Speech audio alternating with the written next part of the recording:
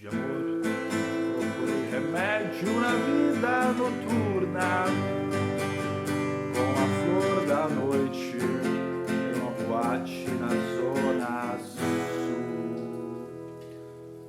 Bem, pessoal, por que o professor começa essa aula de hoje tocando essa música que eu não gosto tanto assim, mas que é importante a gente contextualizar o nosso conteúdo? Boate Azul, né?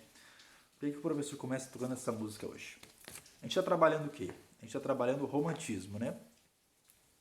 E o romantismo, como a gente tinha falado, tinha toda essa questão de idealizar a mulher, de sofrência. E eu tinha até falado semana passada sobre algumas músicas dos sertanejos que tinha muito do romantismo, dessa coisa de sofrer por amor e essa dor que dói tanto.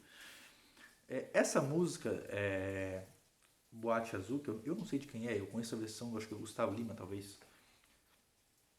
Ela sintetiza isso muito bem em dois versos, assim, né? O que o romantismo é? Doente de amor. Como é que o amor pode ser uma doença, né? Como é que o amor pode ser algo tão assim que dói tanto? Basicamente isso, assim, vou começar essa aula pensando nisso, que tem exemplos, esse que é o exemplo que eu dei agora, exemplos muito simples de como o romantismo na nossa vida. Essa música acho que todo mundo conhece, Boate Azul, bem chatinho, na verdade, mas tudo bem, e era basicamente começar isso, pensar o seguinte: doente de amor é muito romantismo. E se na primeira parte, no nosso primeiro vídeo, a gente falou sobre o romantismo da primeira geração, que era aquela geração indianista que já sofria por amor, hoje a gente vai potencializar isso um pouco, pessoal. Como é que a gente vai potencializar essa doença de amor? A primeira fase era indianista, que era justamente sobre essa questão de valorizar o herói nacional, o índio, ainda por mesmo que fosse valorizado por autores que não fossem índios, né? Mas tinha toda essa valorização dele, e também já tinha toda a valorização da nossa terra. Se eu não me engano, recitei para vocês o Canção do Exílio, Minha Terra Tem Palmeiras. Então, nessa segunda fase, que eu lembro, são três. A primeira é indianista, valorização do índio, valorização do nacional. A segunda já é a geração mal do século. Por que a geração mal do século? Se já tinha esse romantismo na primeira, essa coisa de sofrer por amor, essa doença de amor, na segunda fase ela se transforma assim gigantesca, pessoal. É realmente um pessoal assim que gosta de sofrer. Basicamente essa segunda fase do romantismo é como se vocês pensarem no começo dos anos 2000, quando tinha bastante emo. Eles eram bem semelhantes assim, eles eram góticos, eles tinham todo um culto à morte, toda uma valorização dos sentimentos deles. Eles eram mais do que românticos, eles eram chamados de ultra-românticos, assim. Era nesse tipo de poesia do romantismo dessa geração mal do século, que eu vou explicar porque a geração mal do século, obviamente, era muito valorizado. Lembrando, o romantismo valoriza muito o que eu sinto internamente. Eles valorizavam demais as dores da vida, tudo que eles sentiam, assim, todo o mal-estar da vida deles. E essas dores eles procuravam um meio de escapar a elas, assim. Infelizmente, dois grandes meios que eles tinham muitos desses poetas eram alcoólatras, e outros acabaram se matando, assim, pessoal. Era uma geração que morria bem cedo, assim. Não só por causa do suicídio, mas também por causa do alcoolismo. A gente vai falar de um poeta que teve problemas assim, mas daqui nessa aula ainda. Ou seja, eles tinham todo esse problema com a vida deles, com as dores que eles sentiam da vida, e a maneira de eles escapar da realidade que eles viviam, que não era uma realidade que contentava eles só reclamavam bastante dela, era o suicídio. Eles tinham muita influência da Europa, né? Eu acho que eu até falei na sala de aula com vocês, quando a gente falou sobre aquela série 30 Reasons Why, que teve um esquema que quando aquela série saiu, teve até uns casos de suicídio comentaram, teve gente que disse que se preveniram mais, mas teve um esquema também na Europa que foi um livro dessa época, era o romantismo europeu, né? Foi o romantismo alemão, Os Sofrimentos do Jovem Werther, que depois que o livro saiu assim, né? Que o livro também era romântico, né? Sobre um cara que se apaixonou por uma menina, ele amava ela, mas tinha um porém ali, né? Que ela tinha um marido e ela não queria nada com ele. E como ele não tinha o amor dela, ele se matava, assim. E depois que saiu esse livro, várias pessoas assim começaram a se matar na Alemanha, na Europa, usando a mesma roupa que o cara usava no livro, segurando o livro de uma rosa. Foi todo um efeito assim, né? E essa influência chegou no Brasil, assim, basicamente. Todos esses poetas brasileiros também tinham muita influência dessa escola literária europeia. Eram todos melancólicos, né? Para quem não sabe que melancolia é aquela tristeza contínua, né? Que a gente... tipo assim, tem aquela coisa de tu sentir, a pessoa hoje tá triste, hoje tá feliz. O melancólico não, o melancólico ele tá sempre naquele estado dele, tá sempre naquela tristeza profunda.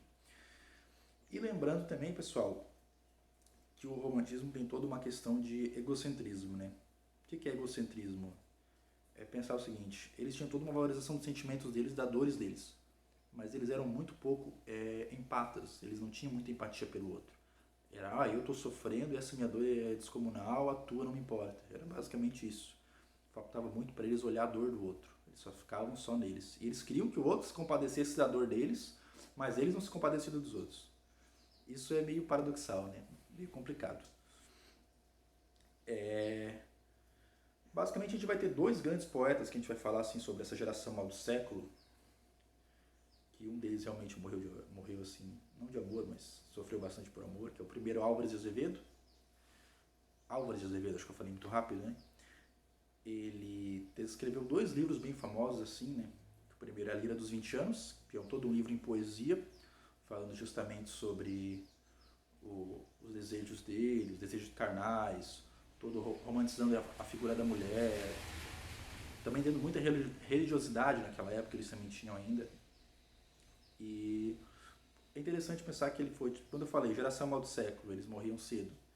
Esse autor, ele morreu com 20 anos de idade, assim, pessoal. Ele não se matou, ele morreu de tuberculose, que era um grande problema na época também. Mas ele também era um outro, assim, que adorava a morte, que vivia andando no cemitério. Ele era um emo dos séculos atrás, basicamente. Com todo respeito aos emos.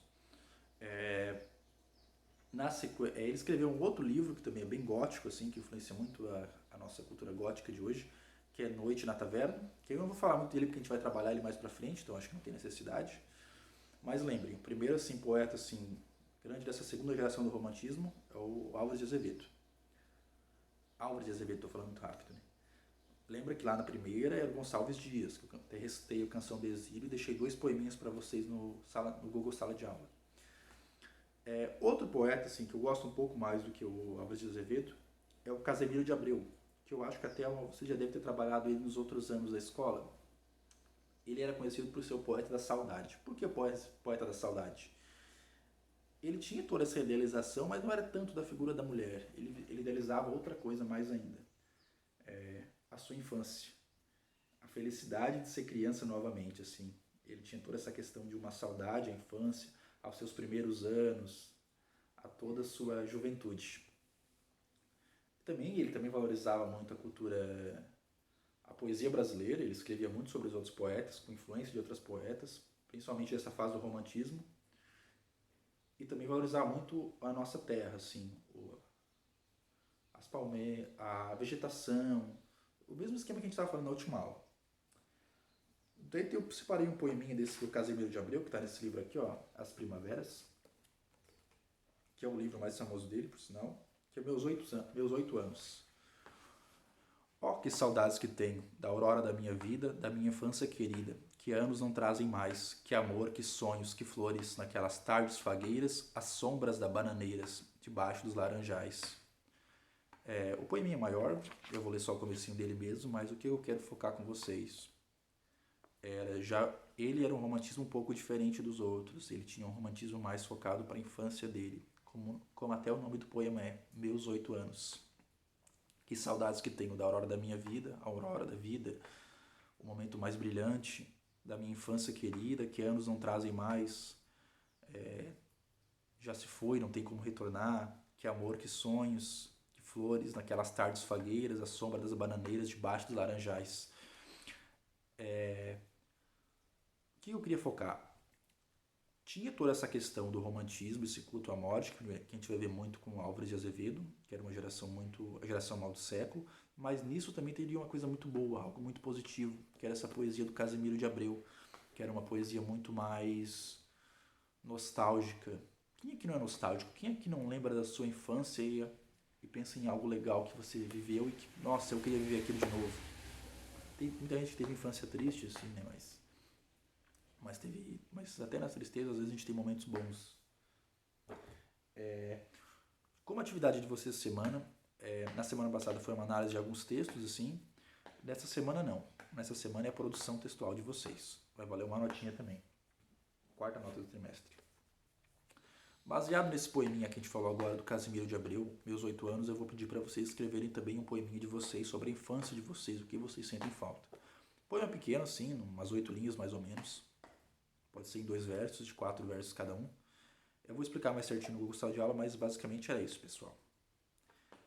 Lembrando, qualquer dúvida me chamem por WhatsApp, horário comercial, não me chamem à noite que eu não respondo nem final de semana.